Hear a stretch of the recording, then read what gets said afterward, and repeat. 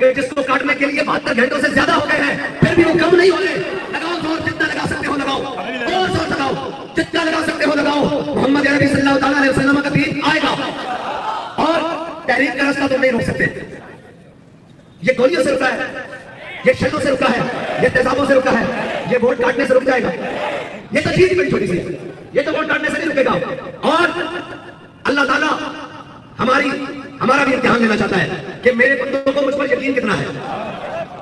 اور ہو سکتا ہے کہ اللہ کی منشا کوئی اور ہو، اللہ کی قدرتی کوئی اور ہو، اللہ کی تقدیر کوئی اور فیصلہ کر رہی ہو. لا تفرح ان اللہ لا يحب الفرحین. اتنا نہ اتراؤ، اتنا نہ اتراؤ، طاقتیں تمہاری ہے، خدا ہمارا ہے. عکس پر اتنا نہ اتراؤ، آئینہ ہمارا ہے. اور میں پاکستان کی تمام کورٹس کو کہتا ہوں کہ کہاں گئے آپ کے 100 ووٹر ایکشن؟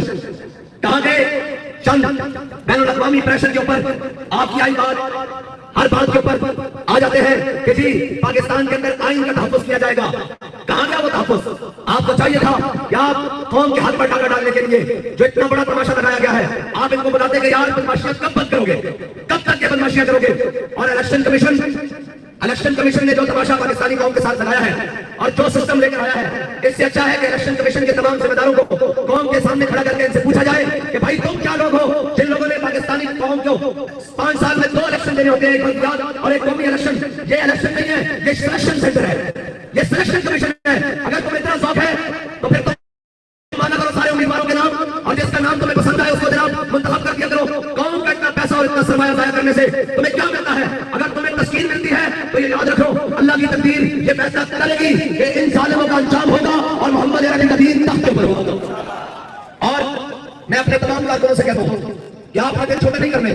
بہت سارے لوگ آئیں گے، کوئی کہیں گے یہ کیوں نہیں ہوا، کوئی کہیں گے یہ کیوں نہیں ہوا. اس نے کہا ہوا تو بہت کچھ ہے لیکن یہ وطن ہمارا ہے، ہم نے حضور کے دین کو لے کر آنا ہے. ہم نے یہ دیکھنا ہے کہ تو ظالم کہاں تک ہے، تیرا ظلم کہاں تک ہے، تیرا جبر کہاں تک ہے، تیری دھوس اور دھاندلی کہاں تک ہے. اور یہ کہتے ہیں دھاندلی ہوئی ہے، دھاندلی نہیں، دھاندلے ہوئے ہیں.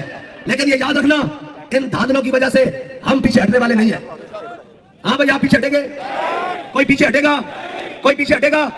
کوئی پیچھے ہٹے گا؟ کوئی پیچھے ہٹے گا؟ اور بھائی ہم تو آگے اور بڑھ کر آئیں گے. اور انشاءاللہ اگر پہلے 10 گھنٹے کام کرتے تھے تو 15 گھنٹے کام کریں گے اور ہم اس سے بڑھ کر آئیں گے.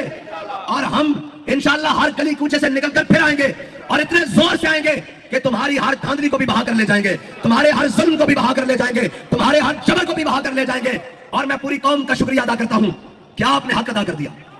اور آپ نے یہ نہیں کہنا کہ آپ کے ووٹ کا مول نہیں ڈلا، آپ کے ووٹ کا مول ڈل گیا ہے. اور آپ نے ووٹ دیا ہے حضور کے دین کو، آپ نے ووٹ دیا ہے ختم نبوت کے تحفظ کے لیے، آپ نے ووٹ دیا ہے ناموس رسالت پر پہرے داری کے لیے، آپ نے ووٹ دیا ہے دین کو تخت پر لانے کے لیے.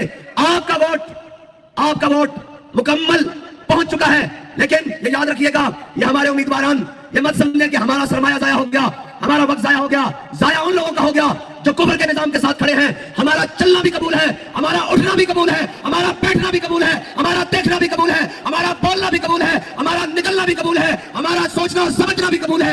اور ہم انشاءاللہ اس سارے ظلم کے نظام کے خلاف پہلے بھی سینہ سپر ہو کر کھڑے ہیں اور اب بھی کھڑے ہیں. آپ نے گھبرانا نہیں ہے، آپ نے محنت زیادہ کرنی ہے، آپ نے آگے بڑھ کر زیادہ آنا ہے.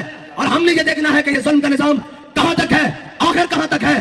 اور بابا جی کہتے تھے کہ یہ کہتے ہیں کہ ہم نے ووٹ کاٹے ہیں تو یہ مایوس ہو جائیں گے، ندی کا جسم کاٹا گیا. اور انہوں نے پوچھا کہ اب بتاؤ تمہارا کیا خیال ہے، اگر تمہاری جگہ تمہارے آقا مولا ہوتے اور تم مدینے میں آرام سے بیٹھے ہوتے تو انہوں نے کہا کمینوں کیا سمجھتے ہو کہ تم میرا جسم کاٹ کر مجھے حضور سے بے وفائی پر مجبور کر دو گے؟ تو آپ کیا سمجھتے ہیں آپ ووٹ کاٹ کر ہمیں حضور ناموس رسالت پر پہرا دینے سے روک لیں گے؟ اور وہ ایمان، وہ غلاموں کا ایمان، وہ ان لوگوں کو برداشت کریں گے جو دین کی بات نہ کرے، جو ناموس رسالت کی بات نہ کرے، جو ختم نبوت کی بات نہ کرے، جو دین اسلام کی بات نہ کرے. یہ سلیکشن ہوئی ہے اور یہ تمام وہ جن کو سلیکٹڈ کر بھیجا جا رہا ہے. اگر آپ کو یہ لگتا ہے کہ ایوان میں لبیک کا نعرہ نہیں گونجا تو یاد رکھیے گا پاکستان میں تو گونجا ہے، پورے دنیا میں تو گونجا ہے اور انشاءاللہ یہ گونجے گا. آخر کتنی دیر روکو گے؟ آخر کب تک روکو گے؟ انشاءاللہ اللہ کا حکم غالب آ کر رہے گا. اور ان الدین عند اللہ الاسلام، ہم جس کے لیے آئے ہیں ہم اپنے خون کے آخری قطرے تک آئے ہیں. ہماری سانس تو کم ہو سکتی ہے، ہمارا جذبہ کم نہیں ہو سکتا. اور جو طریقہ تم نے آزمایا ہے اور جناب الیکشن کمیشن نے جو دھوس اور دھاندلی کی ہے اور یہ تماشا لگایا ہے، یہ تماشا ملک کے لیے بہتر نہیں ہے. تم ملک کو کسی اور طرف لے کر جانا چاہتے ہو، ملک کو کسی اور گہرے جناب दलदल में फंसाना चाहते हो, ये याद रखो, ये मुल्क पाकिस्तान ला इलाहा इल्लल्लाह मुहम्मद रसूलुल्लाह की बुनियाद पर बना है। इस मुल्क में उस वक्त तक बेरोजगारी, उस वक्त तक बदअमनी, बेहाली खत्म नहीं होगी जब तक इस मुल्क के अंदर मोहम्मद नबी सल्लल्लाहु अलैहि वसल्लम का दीन नहीं आएगा। और आप तैयार हैं भाई? पाकिस्तान के हर शहर में मेरे साथ चलने के लिए तैयार है? उधर लाइक करें जी, मैं देखूं कौन कौन तैयार है। पाकिस्तान की हर तहसील में, हर देहात में, हर गांव में हम जाएंगे और दोबारा जाएंगे। तैयार हो पाकिस्तान वालों? मैं तुम्हारे पास दोबारा आऊंगा, 10 बार आऊंगा और फिर बताऊंगा मोहम्मद नबी का दीन तख्त पर आएगा इंशाअल्लाह। और आपको कोई मायूसी की तरफ लेकर जाए तो उसे कहना कि हम मायूस नहीं है, ना उम्मीदी किसी और को होगी, हम यकीन पर खड़े हैं कि मोहम्मद नबी का दीन तख्त के ऊपर आएगा। मोहम्मद नबी का दीन, मोहम्मद नबी का दीन, मोहम्मद नबी का दीन और इंशाअल्लाह आएगा और हर जुल्म मिट जाएगा, हर जबर रह जाएगा, मोहम्मद नबी का दीन तख्त के ऊपर आएगा। आखिर दावा अल्हम्दुलिल्लाह।